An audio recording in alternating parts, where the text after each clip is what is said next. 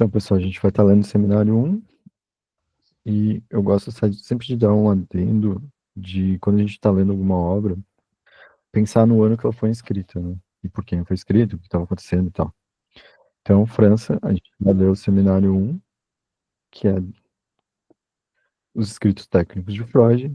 Esse é um livro de 1953. Vai ser transcrito bem depois, né, por Miller. Então, a versão que a gente está lendo é uma versão passada pelas mãos de Miller. E é interessante pensar também, olhando para Lacan, ele vai se, a gente, vamos demarcar aqui que ele se autoriza a ministrar, transmitir a partir do seminário 1. Ele já tem feito alguns anos antes, né? Tem gente que vai falar que existe o seminário 0 e o seminário -1, mas o seminário 1 é meio que o marco do começo da transmissão dele. E o detalhe interessante é que essa transmissão ela vai ser feita mais de 20 anos depois que ele começa a estudar psicanálise. Por que que eu gosto de falar isso? Porque isso é interessante para pensar que às vezes as pessoas têm tipo uma pressa, tanto numa formação como tipo, eu vou fazer um curso, já quero começar atendendo, quanto mais assim. Ou quero já começar a ministrar curso, sei lá.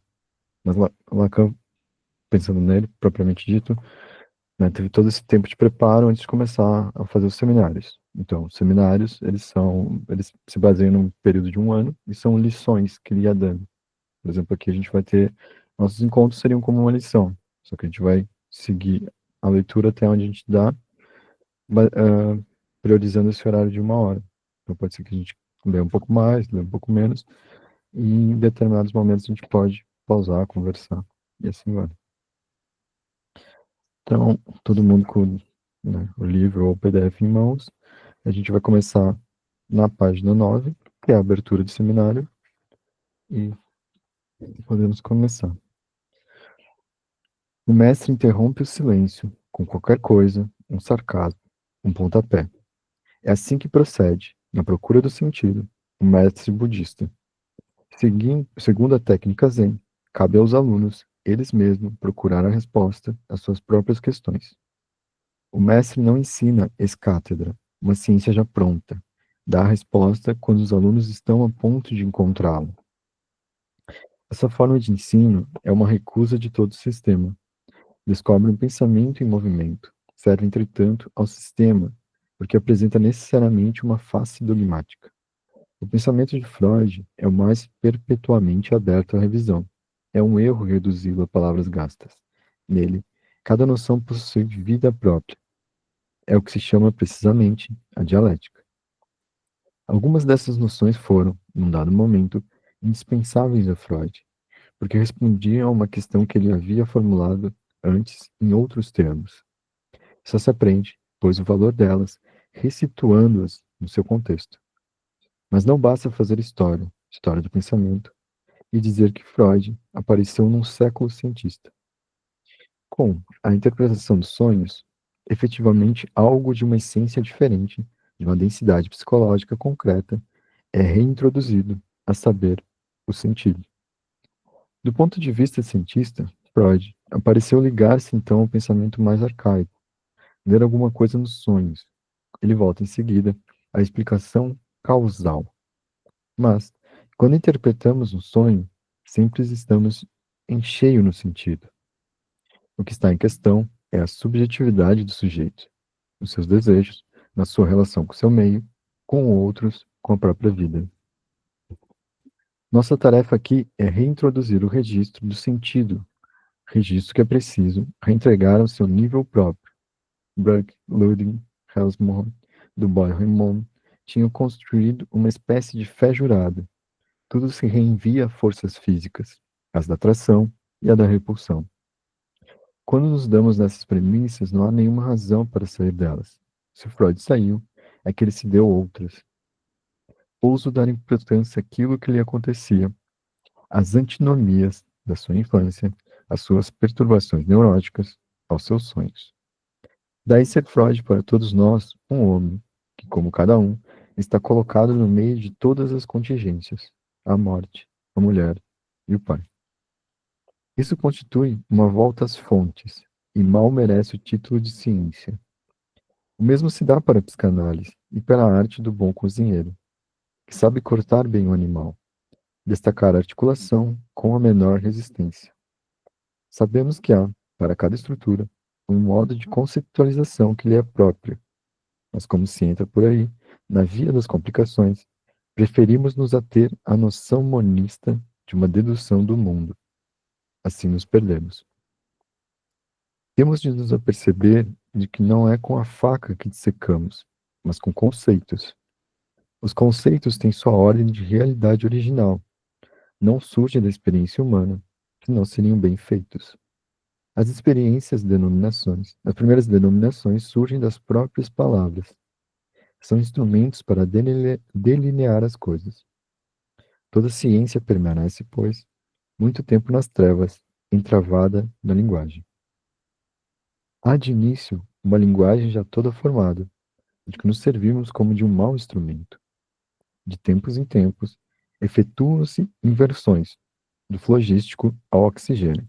Por exemplo, por que Lavoisier, ao mesmo tempo em que o seu flogístico traz um bom conceito, o oxigênio, a raiz da dificuldade é que só se podem introduzir símbolos, matemáticos ou outros, com linguagem corrente, porque é preciso explicar bem o que vai se fazer deles. Estamos então a um certo nível da troca humana, ao nível do terapeuta, no caso. Freud também está aí, apesar da sua denegação. Temos uma nota de rodapé. A gente pula para ela, continua o texto, o que vocês preferem. Eu preferiria já ler a nota de rodapé. Eu acho que faz mais sentido, senão perde o fio da meada. Perfeito. Então, a nota de rodapé ela vai para a página 379 no livro físico. E ela é o item 1, então, denegação.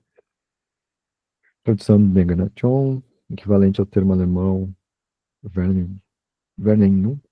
Em alemão, esse designa a negação no sentido lógico ou gramatical, mas também no sentido de recusa, de uma afirmação enunciada pelo sujeito ou a ele imputada. Em francês e em português, a língua permite distinguir a negação no sentido lógico ou gramatical, negação, e no segundo sentido, que implica o sujeito, supõe a recusa e o desmentido, denegação. Posto ver, em conceito freudiano, a negação, tradução aqui dotada em português, substituímos denegação, cujo sentido é o que interessa a válido.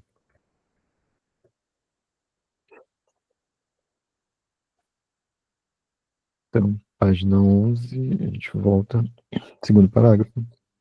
Mas, como mostrou Jones, ele se impôs, desde o começo, à cesse de não se expandir no domínio especulativo, para onde sua natureza o levava. Submeteu-se à disciplina dos fatos, do laboratório. Afastou-se da má linguagem. Consideramos agora a noção de sujeito, quando se introduz a si mesmo. O homem que lhes fala é um homem como os outros, serve-se da má linguagem. Si mesmo, esta, pois em causa.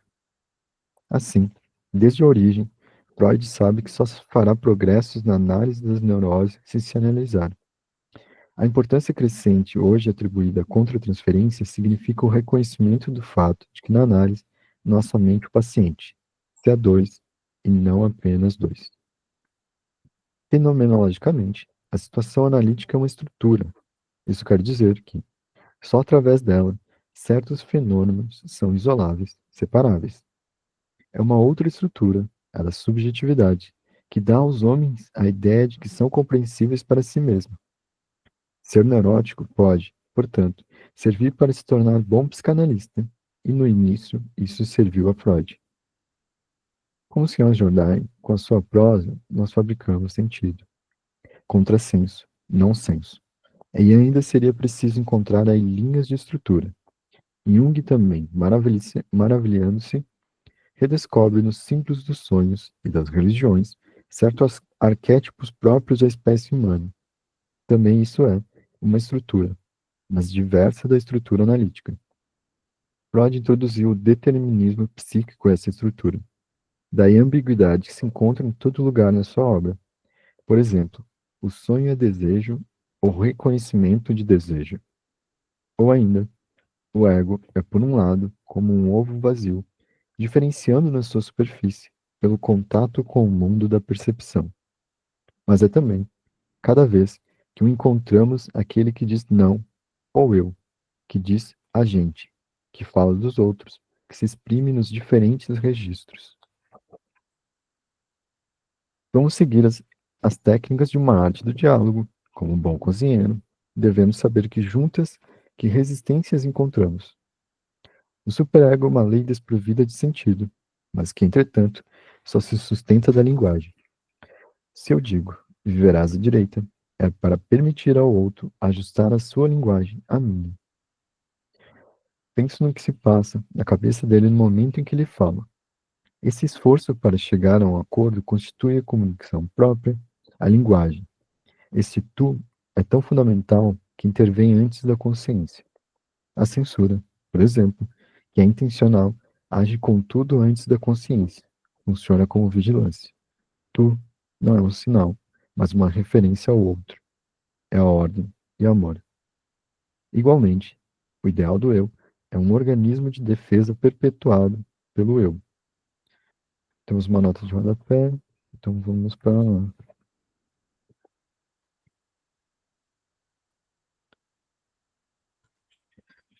o eu, a tradução de Moá, equivalente ao termo it, tradução que precisa ser considerada, tendo em vista, por um lado, o uso em português do termo ego, e por outro, a existência no termo francês de moi e de moi, pronomes pessoais da primeira pessoa do singular, introduzindo na psicanálise pelos ingleses o equivalente de it. O termo ego é latim. Com a língua portuguesa, oferece uma solução própria. Não há nenhuma razão para perpetuar o uso do termo. Além disso, ego não é a tradução de moi, e pela simples insistência de solução britânica, na própria língua francesa, Lacan, não deixando de utilizar nos escritos técnicos de Freud o termo ego, o tradutor se veria obrigado a diferenciar os termos. Quanto à dificuldade colocada pela existência em francês de dois pronomes na primeira pessoa do singular, as seguintes considerações permitem resolvê-la. Nem o inglês, nem o francês empregam o verbo sem pronome, o que acontece em português. A primeira pessoa que se imprimido pela desinência verbal. Assim, revoir se traduz por vejo. Quando digo eu vejo, ou bem, é redundância ou ênfase. A função do eu sendo aqui, moi, forma tônica do pronome pessoal, assim, revoir, deve ser traduzido por vejo e moi. Revoir por eu vejo. Por isso, e ainda por certas expressões francesas, tá, depois se tu quiser dar uma tradução dessas coisas, Moi-même, moi-même, moi seul. eu vejo, porque moi só poderia ser traduzido por eu, se justifica a tradução aqui adotada. Tradução proposta por M. de Magno, cujos argumentos foram submetidos por nós ao Dr. Lacan e por eles aprovados. Aproveitando que tá aí, Tata, se quiser dar se tu puder, né, e souber, essa diferenciação que ele vai falar aqui do francês para essas duas versões de eu aqui. Acho que seria interessante. Das traduções ali, moi-même é eu mesmo. Então, se você for trazer ali, tipo, para um eu sobre mim não é necessariamente eu mesmo. Então, são várias palavras que se usam o moi para trazer a noção do eu enquanto mim, e não enquanto eu somente. Então, ele vai fazer a diferenciação que na linguagem, no francês, o eu pode ser expresso tanto com moi, mas não somente com ele. Moi-même é uma forma de dizer eu mesmo, moi seul, somente eu. Então, várias formas de dizer sobre mim, mas que não necessariamente usam o mim, que seria a tradução mais literal, seria o moi, e não falando sobre eu, necessariamente. Que no português acaba sendo tudo eu, sobre eu mesmo, né? Então, acaba no português não tendo necessariamente a mesma equivalência da linguagem, né? Acho que a gente chegou a comentar um estudo de caso sobre essa questão da linguagem, fazer essa diferenciação. Não sei se você vai lembrar, já é um caso que o Aguinaldo trouxe uma vez, de um paciente que morava na Itália e ele tinha dificuldades em traduzir no próprio sonho que ele teve a palavra saudade. Então ele sonhava, tinha saudade, mas no próprio sonho essa palavra não vinha. por morar fora, então as dificuldades que a linguagem, a tradução, e até aproveitando para fazer um gancho de crítica sobre a passagem de outros tradutores, não somente de um tradutor, né? Não vou colocar na mão de um único tradutor, mas as traduções que se fazem de textos, principalmente de seminários, que são textos falados, na hora de escrever novamente, essa reescrita acaba passando por um quê de simbolismo, né? Acaba passando pelo simbólico, de certa forma, e constituindo uma linguagem. Outro ponto, esses pronomes pessoais da primeira pessoa do singular que ele vai trazer aqui no começo, puder também, aproveitando que já está no gancho. Né? Deixa eu encontrar aqui. G e moi, você diz? G é o pronome pessoal eu, né, na tradução literal, e o moi seria o pronome mim, que é para frases específicas que têm disse respeito a algo, a alguém, né? E não fala de si próprio. Então, o G, ele entraria como pronome pessoal do caso reto, digamos, né?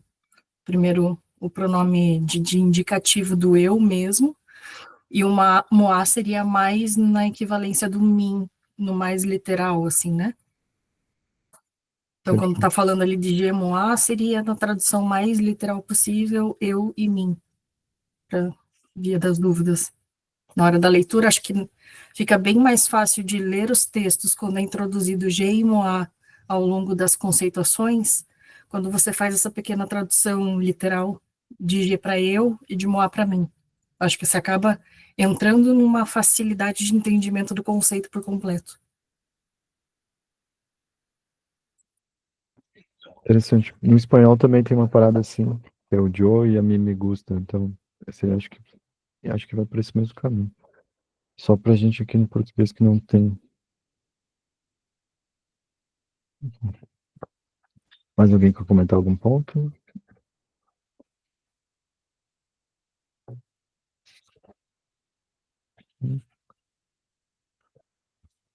Então a gente volta aqui para a página 12, terceiro parágrafo. Vou começar de novo.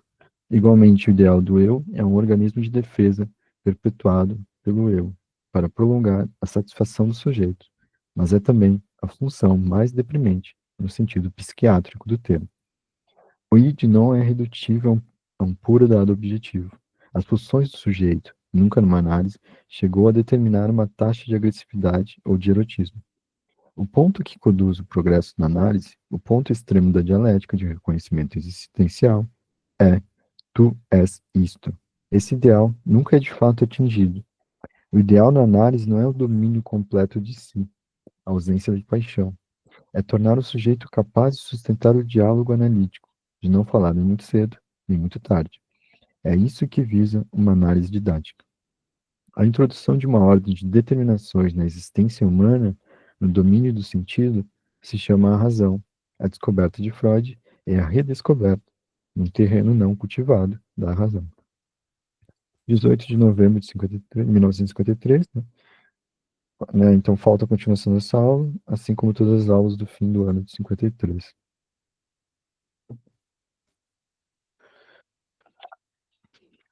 Agora, momento da resistência.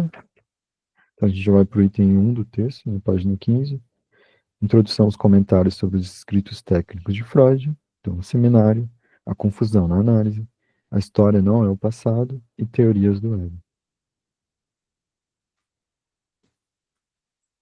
Este ano novo, para o qual lhes apresento meus bons votos, eu o introduzirei, não sem gosto, dizendo-lhes, chega de rir. Durante o último trimestre, vocês não tiveram outra coisa a fazer senão me ouvir. Anuncio-lhes solenemente que nesse trimestre que começa, conto, espero, ouso esperar que eu também os ouvirei um pouco. É lei mesmo e tradição do seminário que aqueles que dele participam tragam mais do que um esforço pessoal, uma colaboração por comunicações efetivas. Esta só pode vir daqueles que estão interessados da maneira mais direta nesse trabalho, daqueles para quem esses seminários de textos têm o seu pleno sentido, daqueles que estão engajados a títulos diversos na nossa prática.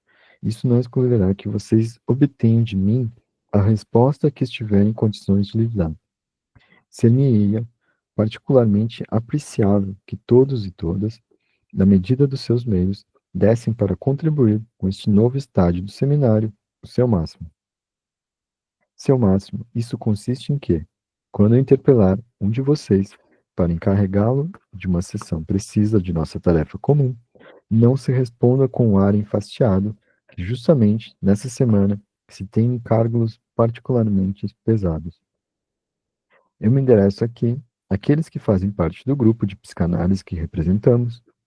Gostaria que vocês se dessem conta de que, se ele está constituído como tal, um estado de grupo autônomo, é para uma tarefa que não comporta nada menos, para cada um de nós, do que o futuro, o sentido de tudo o que fazemos e teremos de fazer na continuação da nossa existência.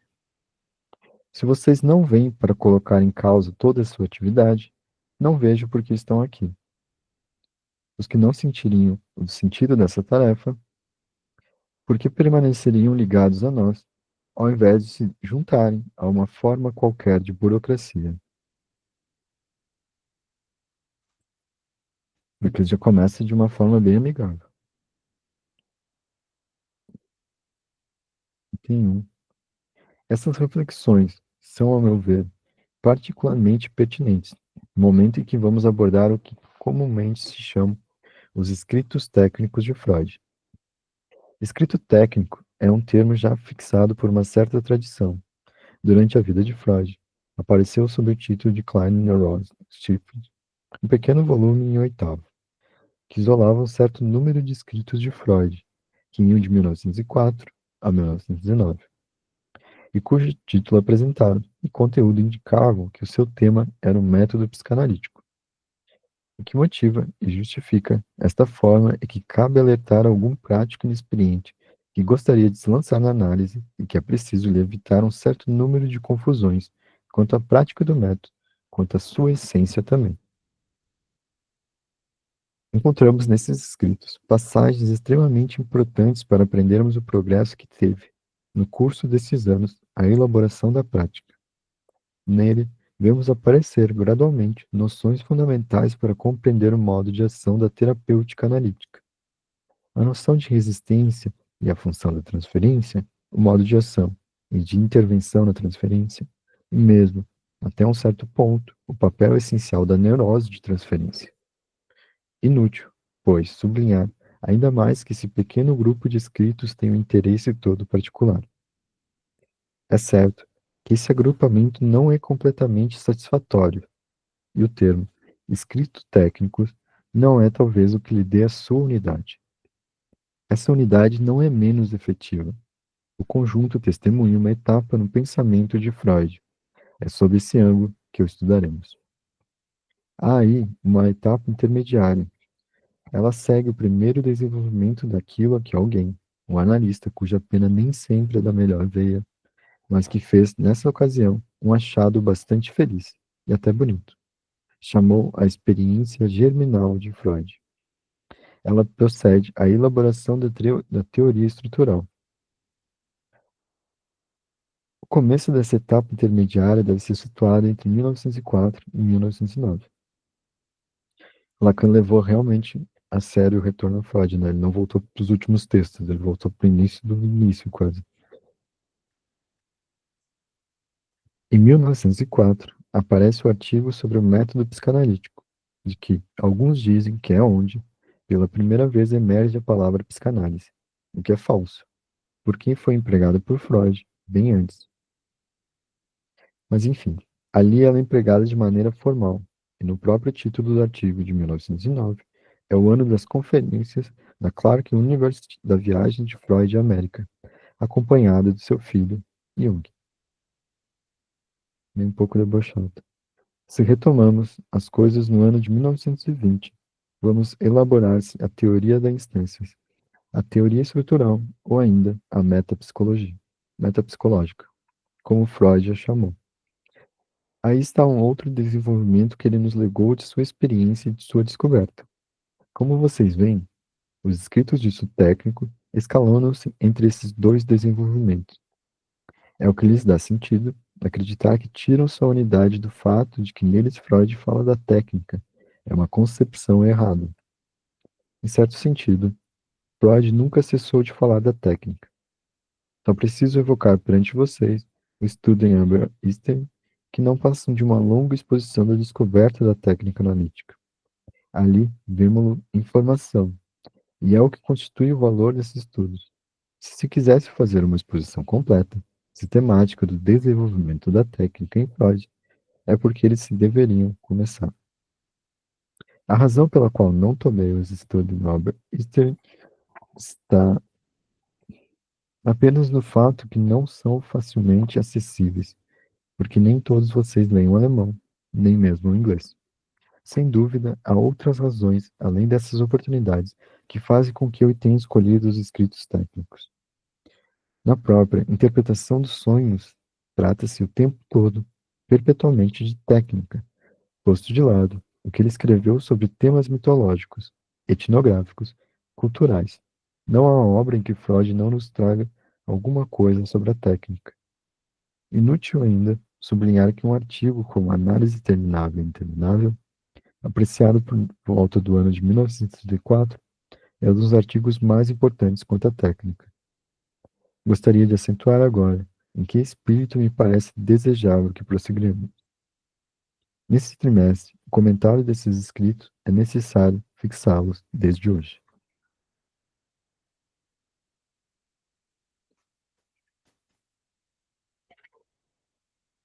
Comentários?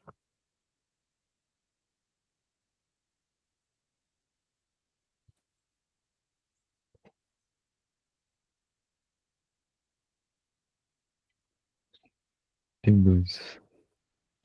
Se considerarmos que estamos aqui para nos debruçarmos com admiração sobre os textos freudianos e nos maravilhar com eles, teremos evidentemente toda a satisfação. Esses escritos são de um frescor, de uma vivacidade que não perde em nada para os outros escritos de Freud. Às vezes neles se descobre sua personalidade de uma maneira tão direta que não se pode deixar de encontrá-la. A simplicidade e a franqueza do tom, por si sós, já são uma espécie de lição. Em particular, o desembaraço com o qual é tratada a questão das regras práticas, ao observar, faz-nos ver o quanto se tratava ali, para Freud, de uma ferramenta, no sentido em que se diz que se tem um martelo na mão. Bem, seguro na minha mão, diz ele, em suma, e está aí como costumo segurá-lo. Outros talvez preferissem um instrumento um bocadinho diferente, mas afeito à mão deles. Vocês vão ver passagens que lhes exprimirão isso mais nitidamente ainda do que faço nessa forma metafórica. A formalização das regras técnicas é assim tratada, nesses escritos, como uma liberdade, que por si só é um ensinamento que poderia bastar, e já, a uma primeira leitura, dá seu fruto e a sua recompensa. Nada que seja mais saudável e mais libertador, nada que mostre melhor que a verdadeira questão está em outro lugar. Isso não é tudo. Há na maneira pela qual Freud nos transmite o que se poderia chamar as vias da verdade, do seu pensamento.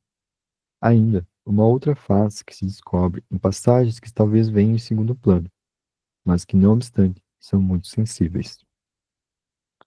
É o caráter sofredor da sua personalidade, o sentimento que ele tem da necessidade da autoridade. O que nele não vai sem uma certa depreciação fundamental do que aquele que tem alguma coisa a transmitir ou ensinar pode esperar do que os escutam ou os seguem.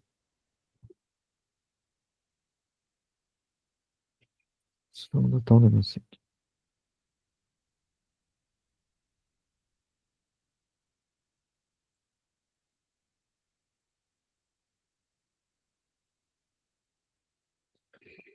Uma certa desconfiança profunda da maneira pela qual as coisas são aplicadas e compreendidas aparece em muitos lugares.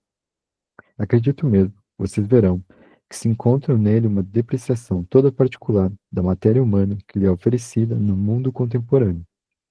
É seguramente o que nos permite entrever por que Freud, ao contrário do que ocorre nos seus escritos, colocou concretamente em exercício o peso da sua autoridade para assegurar, acreditava ele, o futuro da análise. Foi, ao mesmo tempo exclusivo em relação a toda sorte de desvios, efetivamente desvios, que se manifestaram, e imperativo na maneira pela qual deixou organizar-se em volta dele a transmissão do seu ensino. Isso não é mais do que um apanhado do que nos pode ser revelado por essa leitura, sobre o aspecto histórico da ação e da presença de Freud. Será esse registro que vamos limitar? É certo que não, ainda que pela razão que seria bastante inoperante, apesar do interesse, do estímulo, do entretenimento, do relaxamento que podemos esperar dele. É sempre em função da questão: o que fazemos quando fazemos análise? Uma boa questão. Que esse comentário de Freud foi trazido aqui por mim. O exame desses pequenos escritos continuará no mesmo estilo. Partirei, pois, da atualidade da técnica, do que se diz, se escreve e se pratica quanto à técnica analítica. Não sei se a maioria de vocês, uma parte pelo menos, eu espero, tomou consciência do seguinte: quando, nesse instante, eu falo de agora, 1954, este ano novo, em folha, novinho, se observa a maneira pela qual os diversos praticantes de análise pensam, exprimem e concebem a sua técnica. Dizemos-nos que as coisas estão num ponto que não é exagerado chamar a confusão mais radical.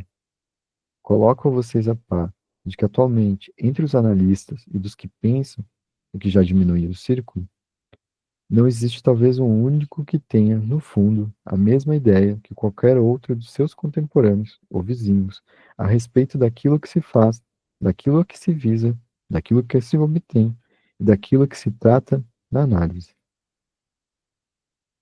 Ainda bem que isso ficou só em 54, né? Não é nada atual.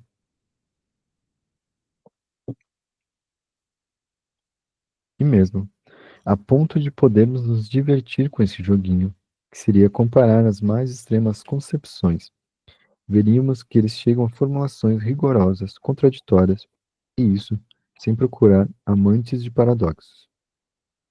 Aliás, eles não são tão numerosos. A matéria é suficientemente séria para que diversos teóricos a abordem sem desejo de fantasia. O humor está, em geral, ausente de suas elucubrações sobre os resultados terapêuticos, sua forma, seus procedimentos e as vias pelas quais os obtemos. Fica-se contente em se segurar no balalastre, no parapeito de algum pedaço de elaboração teórica de Freud. É só isso que dá a cada um a garantia de que ainda está em comunicação com os que são seus confrades e colegas. É por intermédio da linguagem freudiana que uma troca é mantida entre praticantes que manifestamente têm concepções bastante diferentes da sua ação terapêutica. E, além do mais, de forma geral, essa relação interhumana que se chama psicanálise.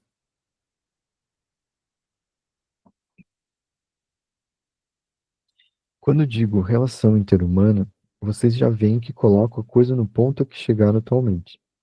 Com efeito, elaborar a noção da relação do analista e do analisado é a via na qual se engajaram as doutrinas modernas para tentar reencontrar uma base que corresponda ao concreto da experiência. Essa certamente é aí a direção mais fecunda, seguida depois da morte de Freud. O Sr. Baring chama-lhe uma two-birds psychology, termo que aliás não é dele, mas que tomou emprestado ao falecido Hickman, uma das raras pessoas que talvez tenha tido um pouco de originalidade teórica no meio dos analistas desde a morte de Freud. É em volta dessa fórmula que se podem reagrupar facilmente todos os estudos sobre a relação de objeto, sobre a importância da contratransferência e sobre um certo número de termos conexos, entre os quais, no primeiro plano, a fantasia. A inter-relação imaginária entre o analisado e o analista é, portanto, algo que teremos de levar em conta. Será que isso quer dizer que estamos por aí numa via que nos permite situar bem os problemas? Por um lado, sim. Por um lado, não. Há um grande interesse em promover uma pesquisa desse tipo, na medida em que ela marca bem a originalidade daquilo que se trata em relação a uma Unibody Psychology, a psicologia construtiva habitual. Mas será suficiente dizer que se trata de uma relação entre dois indivíduos? Será por aí que se pode perceber os impasses para onde são totalmente levadas as teorias da técnica? Por enquanto, não posso lhes dizer mais sobre isso. Ainda que para aqueles que são aqui frequentadores desse seminário, deva-se entender que não há dois corpos psicológicos, sem que intervenha um terceiro elemento. Se a palavra é tomada como ela deve ser, como ponto central da perspectiva, é numa relação a três, não numa relação a dois. Se deve formular, na sua completude, a experiência analítica. Não quer dizer que não se possam exprimir fragmentos, pedaços, facetas importantes disso num outro registro. Aí se aprende em que dificuldades esbarram os teóricos. É fácil de compreender se o fundamento da relação interanalítica é efetivamente algo que devemos representar como triádico. Há várias maneiras de escolher dois elementos nessa tríade. Pode-se colocar o acento sobre uma ou outra das três relações diádicas que se estabelecem ali dentro. Isso será, vocês verão, uma maneira prática de classificar certo número de elaborações teóricas que se fazem sobre a técnica.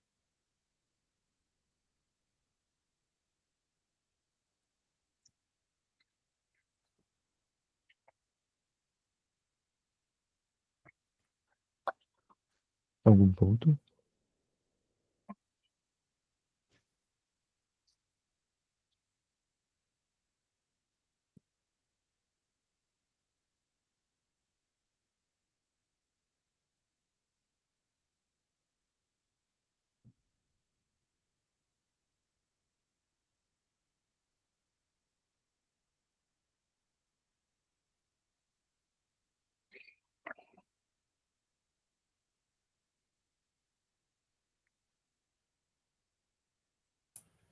Joel, você chegou a ver o que é esse One Body e o Two Body Psychology? É algum conceito específico? Boa pergunta. Não cheguei a dar uma olhada. A gente pode olhar agora.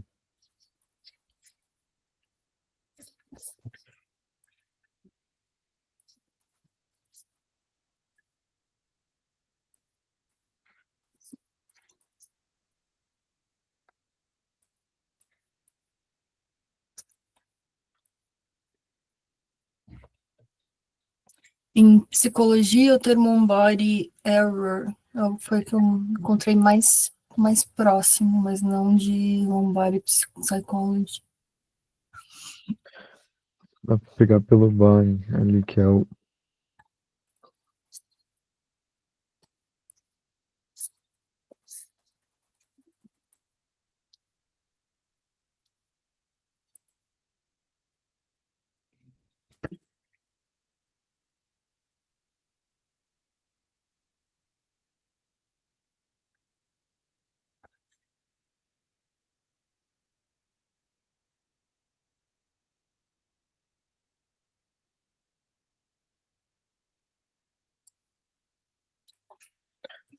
Tá, pelo que eu vi aqui, vale vazar esse termo pensando no paciente como um todo.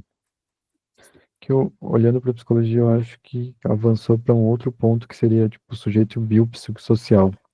Quando você vai pensar na parte estrutural do corpo, não apenas de um indivíduo em si. Então isso seria em termos mais atuais o que seria esse one body.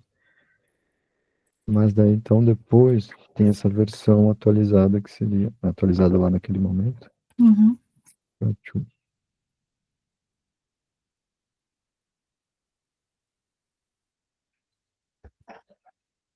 Eu achei o do Two Body, que é o conceito, é um termo que se refere à abordagem psicanalítica que enfatiza a interação e a relação entre o paciente e o analista, considerando-os como dois corpos ou sujeitos ativos na cena analítica. Perspectiva que difere da visão mais tradicional freudiana, que muitas vezes enfatiza que o analista como um observador neutro e o inconsciente do paciente como foco principal. Então, acho que para essas duas visões, o One Body como indivíduo em si, e o Two Body tratando das duas pessoas em cena e não da relação de inconscientes na cena, né? inconsciente do analista com o inconsciente do analisante. Esse segundo momento ele vai falar sobre seria a contra-transferência, que é uma coisa que Uhum. não é pensada muito por Freud ali. Ele vai falar um pouco da transferência positiva e negativa, mas ele não vai dar foco para isso, né? Então, é os dois pontos. Então, esse ano, Boris seria. Vou até anotar aqui, que eu não tinha pesquisado. Então, seria o indivíduo como um todo. O tio Body, para mim, tá bem marcado a relação de transferência, porque reconhece a importância da relação terapêutica em si, né? Uhum. Não necessariamente do que acontece em cena. Tu se coloca como um ativo naquela cena, né? Tu não é só Isso. um observador. Uhum.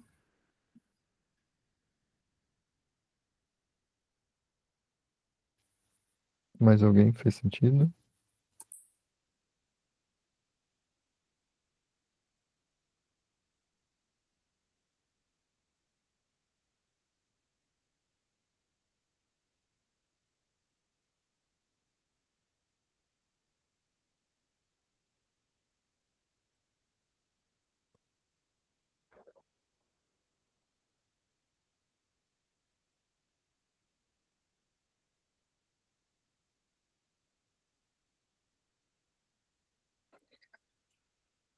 Uhum.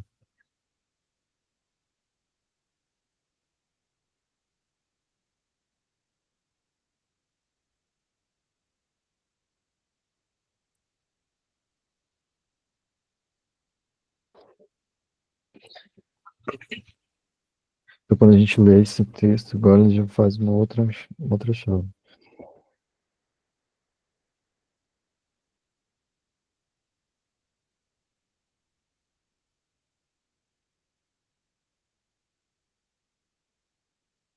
Então, não existe uma relação entre esses dois corpos, né, analista e analisando, sem que intervenha um terceiro elemento. Então, daí, se a palavra é tomada como ela deve ser, como ponto central da perspectiva, é uma relação a três, não uma relação a dois, que se deve se formular na completude da experiência analítica.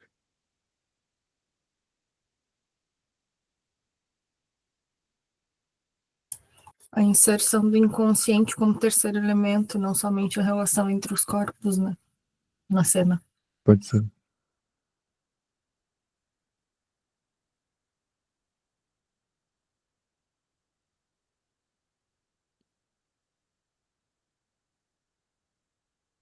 Quer falar um pouco mais? Então, a Amanda colocou no chat que essa relação a três não seria falta. Quer trazer um pouco mais do que tu pensou, né? Eu vi isso em um lugar, mas não lembro aonde.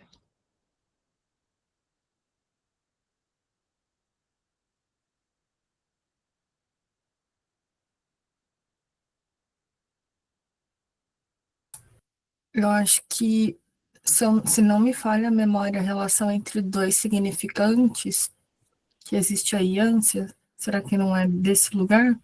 Ao invés da falta do. Para mim, me foi para um outro lugar, assim. Seria o paciente ou analista uma falta operando na cena analítica. Isso. Que a falta eu entendo mais como isso que te vai levar para um desejo. Então, através de uma falta de algo que tu vai se movimentar em direção a esse preenchimento do algo. Então, se tu é completo, não tem o desejo. Por isso que ninguém é completo também.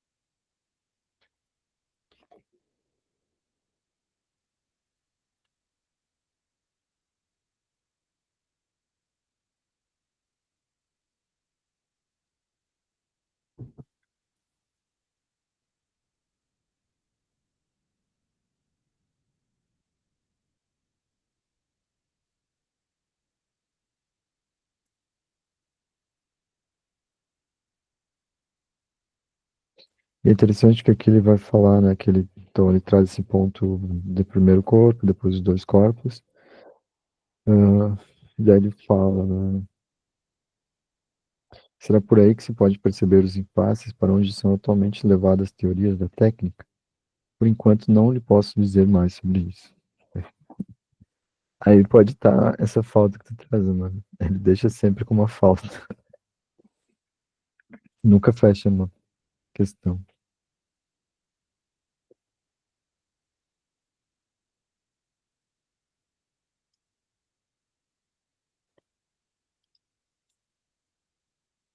Mais algum ponto?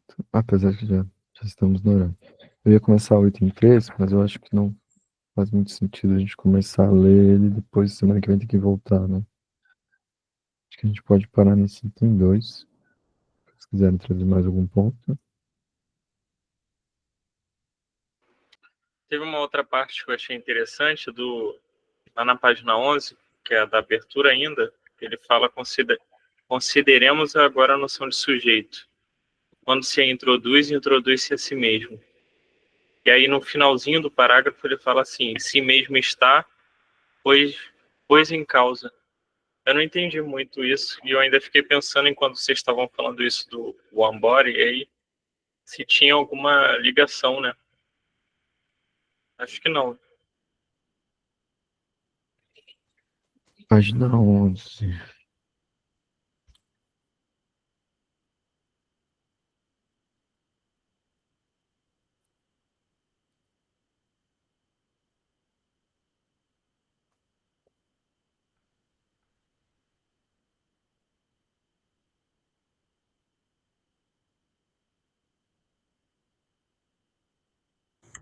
Acabou caindo minha conexão, eu só peguei metade da pergunta.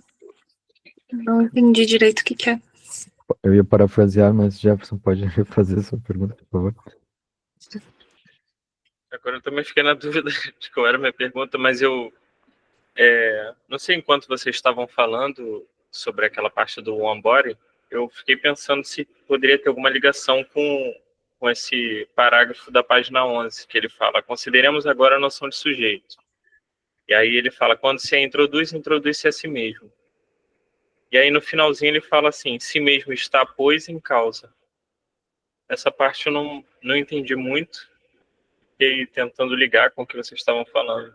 Acho que talvez não faça muito sentido, mas... Não, eu acho que faz, acho que tu pegou uma ponta bem boa aqui.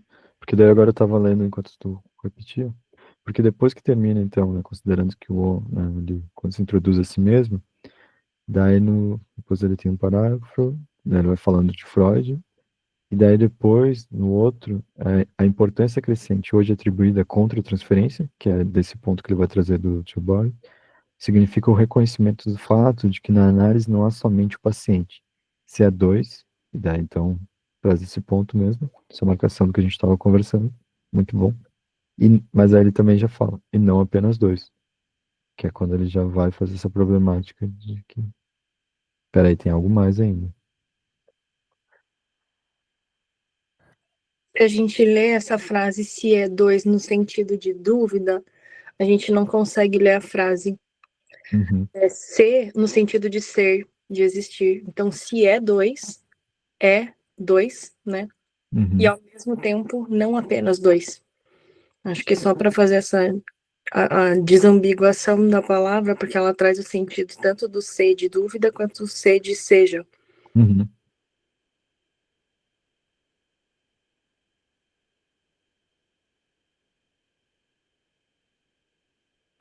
Até a parte que ele fala ali embaixo, né, os fenômenos são isoláveis e separáveis, né? Também dá para associar.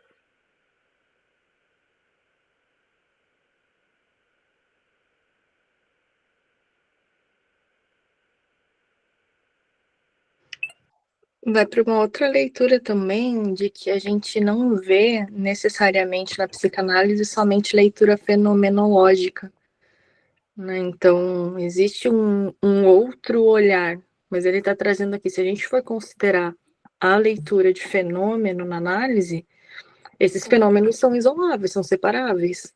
É uma outra estrutura, é a da subjetividade que vai dar aos homens a ideia de que são compreensíveis para si mesmos. Então, para mim, é um quê de crítica sobre a forma de leitura fenomenológica da psicanálise. Não sei se vocês conseguiram ver também nesse sentido, mas eu meio que fui para esse lado.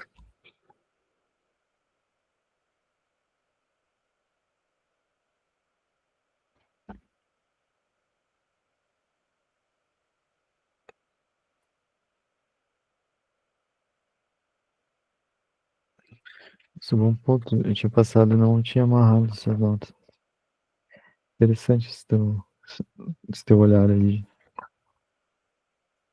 Mas ele tá falando realmente dessas duas coisas que a gente tava falando.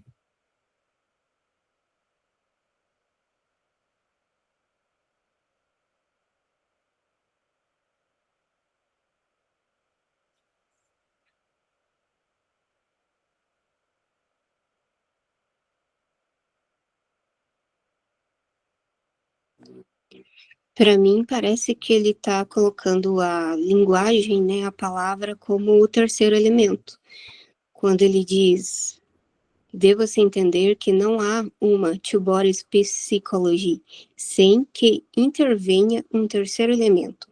Se a palavra é tomada como ela deve ser, como ponto central de perspectiva, é numa relação a três, e não numa relação a dois, que se deve formular, na sua completude, a experiência analítica. Eu fiquei bem na dúvida, para ser real, sobre isso, se esse terceiro elemento seria o inconsciente ou a linguagem. Mas pode ser que seja a mesma coisa, porque ele vai falar que o inconsciente é estruturado como uma linguagem. Então pode ser que seja os dois. Ou pode ser que ele esteja começando a formular essa teoria. Vamos descobrir mais pra frente. É, Mas Ele escreve ali, né? Não posso lhes dizer mais sobre isso.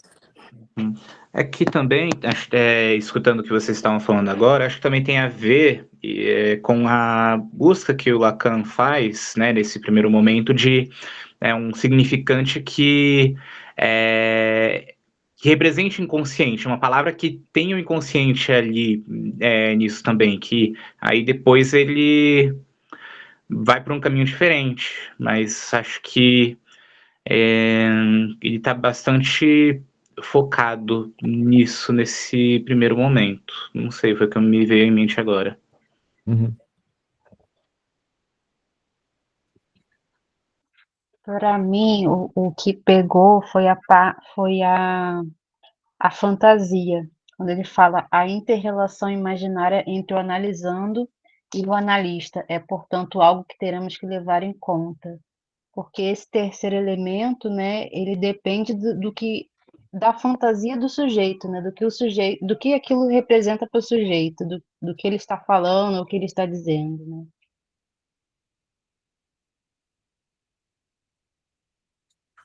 Sim, eu fiquei pensando nisso. Quando eu li, eu passei, eu fiquei pensando, será que é aí que ele começa a pensar nesse sujeito suposto saber? Porque ele vai falar um pouco ali que essa questão da relação de objetos, sobre a importância da contrasferência, é sobre um certo número de termos de conexões entre os quais, no primeiro plano, a fantasia. Né? Depois, essa inter-relação entre imaginário analisado e o analista é, portanto, então. Então, se essa inter-reação entre os dois, talvez fosse aí a construção do sujeito suposto saber.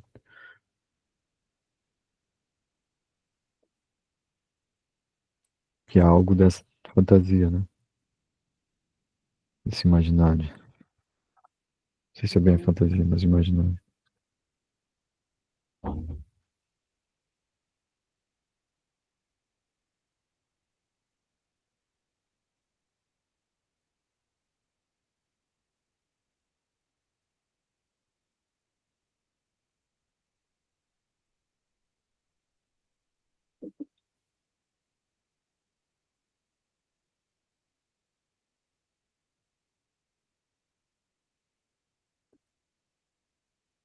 É interessante também que tem.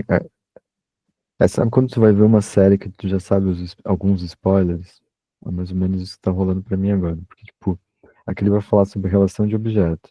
E daí eu fico pensando, será que ele já tá pensando aqui o que ele vai construir lá no seminário 4, que é a relação de objeto? E daí tu vai e volta, sabe? Pode ser que não tenha nada a ver, pode ser que seja só uma terminologia parecida. Ou sim, ou não. Aí tu vai ter que descobrir. Tem que maratonar essa série.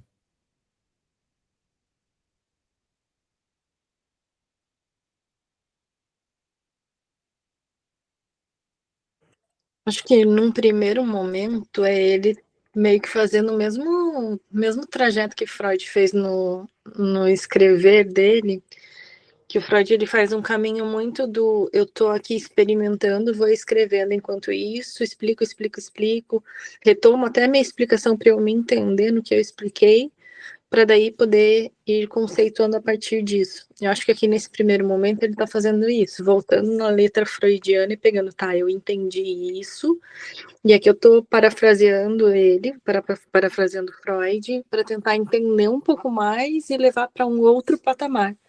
E isso me levou a pensar numa fantasia, isso me levou a pensar em algo, mas eu acho que aqui, nesse momento específico, não chega a ser conceituação. Eu acho que a partir daqui, como ele cita, quando ele vai para o seminário 4, lá no seminário 4 ele fala, epa, eu usei essa palavra lá, então aqui eu vou conceituar. Mas acho que nesse momento ele ainda não faz.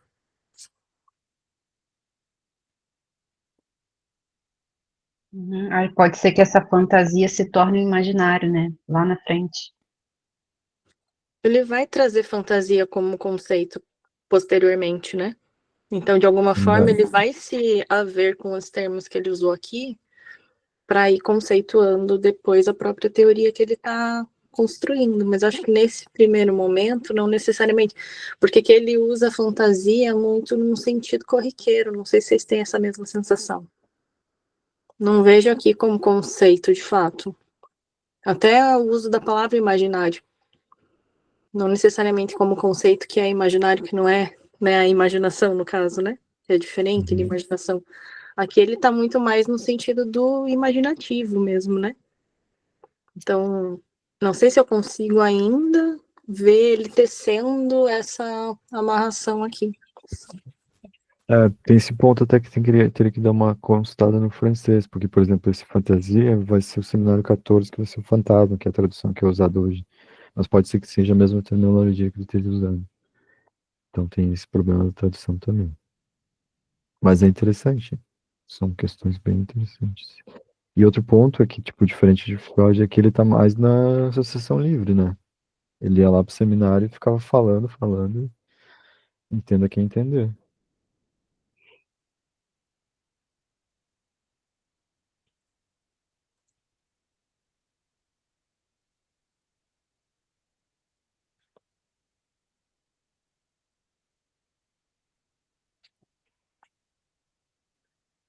Mas acho que é isso, pessoal. Nos vemos semana que vem.